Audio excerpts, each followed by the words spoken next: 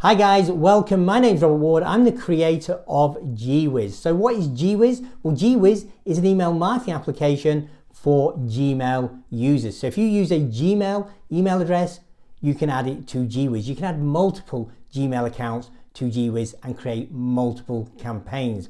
Now GWiz is going to help you send email marketing messages. It's got a number of built-in factors that are going to help your engagement. They're going to make sure you get better deliverability. It's all built into GWiz, and I'm going to demonstrate this to you over the next few minutes. So first off, I've logged into a brand new account. Let's take a look. What we need to do now is add a campaign. And for this demonstration, I'm actually going to do a live campaign, a campaign that I'm going to send out live.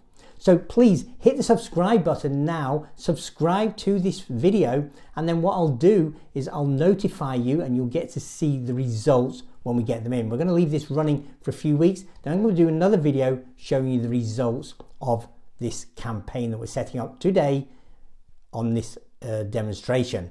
So please hit the subscribe button now, and also like the video. If you like the video, please hit the like button. It's going to help us out really, because I mean this is a brand new channel, we're just creating it. So if you hit the like button, it's going to help us tremendously. And of course, if you've got any questions, add them below. We'll get around and we'll answer all of the questions that are added. So without further ado, let's take a look. I'm going to create, or we're going to add a new campaign. So we're going to click on this button here, add campaign. Very, very easy. 3 fields to fill in. The first field, dead simple. What do you want to call a campaign? Now, in my case, what I'm going to do is I'm going to promote my outsourced screening software to HR managers. So I know what it is when I come back to it, when I've built more campaigns up. Let's give it a meaningful name. So I'm going to call it Outsourced Screening Introduction.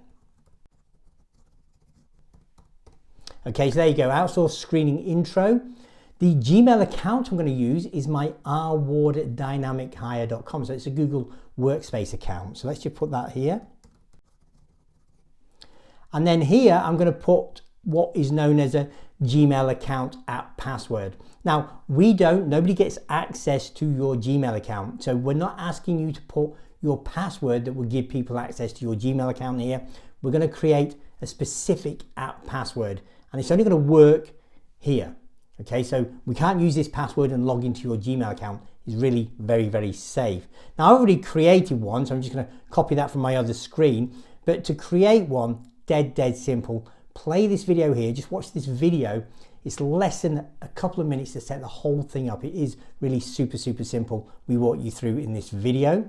So I'm going to grab my password from my other screen, place it here, and then we're ready to create this campaign. Now you can see at the bottom here we have 2 types of campaigns we can set up. We can do an autoresponder or a mass email. Like I said, I'm going to send out a cold outreach email to about 10,000-ish HR managers promoting my product Outsourced Screening. We're going to do this live. We're actually going to send this email and you'll get to see the results when you subscribe to the channel. Now the other option we have is we can set up an autoresponder. Now, if we do an autoresponder, what I could do is set up an email to go today, and then one tomorrow, one in a few days' time, etc. Like a series of emails. Well, I'm not going to do that. It is literally a cold email, so I'm going to go for mass email and then select save. We also have this advanced options. Yes, if you want to use other SMTP servers, I don't want to get too technical, but if you want to use other SMTP servers, you can go into the advanced options and add them here. So let's select save. Yes, we do want to save. Okay, I've got the success message, so it's accepted my Gmail account with this campaign. It means everything's going to work out fine. So I'm going to select OK here, and now it's going to give me the option to check my score with Mailtester. So we just have to click on this link here, Mailtester, and open Mailtester in a new tab up here. Let's do that. Okay, and we're going to grab this email address, copy it, Command C or Control C. I'm on a Mac, so Command C. And then we're going to go back over to GWiz, and we're just going to paste it here and select test. And what's going to happen is GWiz is going to send an email to that email address, and Mailtester is going to give us the results. So it's done that successfully. The email's been sent. Let's go back to Mailtester tab up here and then just check the score, see what we got. Okay, we're perfect. We've got a 10-10 score. So you really want to do that. You want to make sure you've got a high score before you start sending emails. If there's any issues, then they'd be explained here. What's wrong? Just go and fix it before you start sending your email marketing campaigns. So I'm going to go back over to GWiz now, and here's my campaign set up. Okay, it's inactive at the moment. Got to carry on setting it up, finish setting it up. So the first thing I'm going to do is write my email. So I'm going to click on Outsource Screening Intro here. I'm going to write an email. So we can create an email. I'm going to give it an email name. Again, let's call it Outsource Screening. We'll do intro as well. Save. And then it brings up the email editor. Very simple to use. Look here, we've got the ability to add multiple subject lines. Now this is very nice because what it means is every email we send is going to look different. We're going to randomly pick a subject line, so we're not sending the same email over and over again. So let's do that. Let's just add a couple of subject lines. Click on there, and then here add the subject line. Look, you can add first name anywhere in the subject line. So I'm going to put first name and then are you recruiting? Question mark. Okay, you can see we've got an A for this. That's a good subject line. We're going to go and add another subject line. Okay, this time I could say something like, I've actually got some examples over here. So yeah, speed up the hiring process. So we could try that one. Just literally speed up. And again, we could add the first name at the end now. So we could say first name. So speed up the hiring process and then first name. And you see we've got a B for this one. So it's testing the quality of the subject lines. Now you don't want to go and run a subject line if you're getting C's and D's. But A's and B's are fine. So I'm going to run with this. We can go and add more subject lines. The more we add, the more random our email, or the more variable our email is going to look. Okay, so for now, for this demo, let's just stick to done. We're going to say that's okay. We've got those two subject lines. We're going to write the body of the email, very simple. We're going to type hi. Again, we're going to use placeholders, first name, and then we're going to go and grab, and rather than me typing, I'm going to grab the email I've already written on my other screen, just paste that here. Okay, it's coming double space. That's not a problem. Let's just clean this up a bit. Look, typo there, so let's fix that. And then get rid of this double spacing. And there you have it. Just so you can see my screen better, I'm going to go and make the screen a little bit smaller. And then we can see, we can just make the screen a bit bigger. So this is my email, very simple, very straightforward email. There's no links in there. If you have a look, there's no links in the email. It's not spammy. We know it's only going to go to HR managers. So it's highly targeted. And when we send it, we're going to validate the email first. So GWiz won't send the email unless the email address exists. And we're going to do very specific validation. We're not going to allow it to go to what we call catch-all email addresses.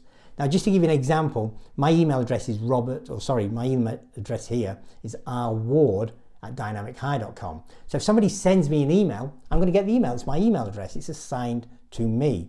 But if somebody was to send an email to, let's say, robward@dynamichire.com, it's going to bounce because it doesn't exist unless it's what is known as a catch-all email address. Now, if it's a catch-all email address, yes, it will get delivered. But here's the problem. We don't know who's going to get it, who in the organization will get it, what will they do with the email. It's going to lower your engagements if they're not going to be opening and engaging with you. So you don't want to send it to catch-all. Now, there is a switch in the software to override that. Don't recommend you do it. I would send only to valid email addresses, and that's what GWiz is going to do. It's going to keep you safe. It's going to protect your email sender reputation. You're not going to have thousands of emails or hundreds of emails bouncing. So it's going to protect you that way. And of course, the more emails that get delivered and read, the better engagement you're going to get, which is overall going to build up your overall email sender reputation. So that's my email. Happy with that. I'm going to select save. Now look at this. It's showing I've got potential spam triggers. A very good feature of GWiz. It's going to show me any potential spam triggers and allow me to correct it. So if I just go and select edit, so this is quite a good email. It's just come up with the word credit. It doesn't like the word credit. Now in the context I'm using it, it's fine. It's fine. So what I'm going to do is just right click it and say ignore.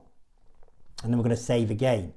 Now, obviously this is a great tool because if you have lots of red and lots of spam triggers like sign up for my free trial, money back, all this sort of thing, it's going to warn you. And the more spam triggers you have in an email, it's going to really determine whether the email's actually sent to the recipient's spam folder or to their inbox. So you want to try and keep it with minimal, none, preferably spam content in it. So let's go and save and exit. So I've got my email written. Next thing to do is to import my list. So I have a list of HR managers. Let's go and bring that list in. I'm going to go and select actions and import it from a CSV file. This is my list here, HR managers. Open it. You can see I've got a number of fields here. If I wanted to add additional fields, for instance, you wanted to include the company name and you wanted to include that in your email or some other variables, you can do just by using custom fields here. I'm happy with just email and name, so that's fine. But here, very important, email filters. Let's take a look at this. Here we have the option to filter out certain emails. Now remember, it's all about getting good engagement. So I don't want to be sending my email, I'm doing business to business, to what we call role-based emails. So I don't want to send it to accounts at, accounting at, admin at. So if there's any email addresses like that in my list, I want to exclude them because nobody's going to read them, nobody's going to take any action on them. So it's going to lower my overall engagement. So I'm going to exclude all role-based emails. I'm also going to exclude free email addresses. Think about it. If I'm doing business to business and I'm contacting HR managers, I don't want to be sending an email to them to their personal addresses. That's just going to annoy them. So I want to exclude this and just stick to business email addresses. So I'm excluding all free email accounts. Now you can add to this if you want, both of these.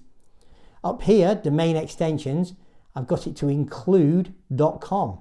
Now I could actually say exclude certain extensions, but in this case I only want to send it to .com. So I'm not sending it to .co.uk, I'm not sending it to Canadian email addresses, I want to send it to .com email addresses. So I'm just saying include only .com email addresses. That's it. We're going to update this. So just select update. And we're going to go back to GWiz. This was opened in another tab. And now we're going to map our fields. So email goes to email, name goes to first name, and I'm going to select import. Okay, and here it is.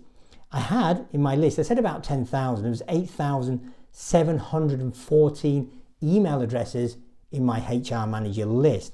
But look, it's filtered out, it's removed 169 duplicates.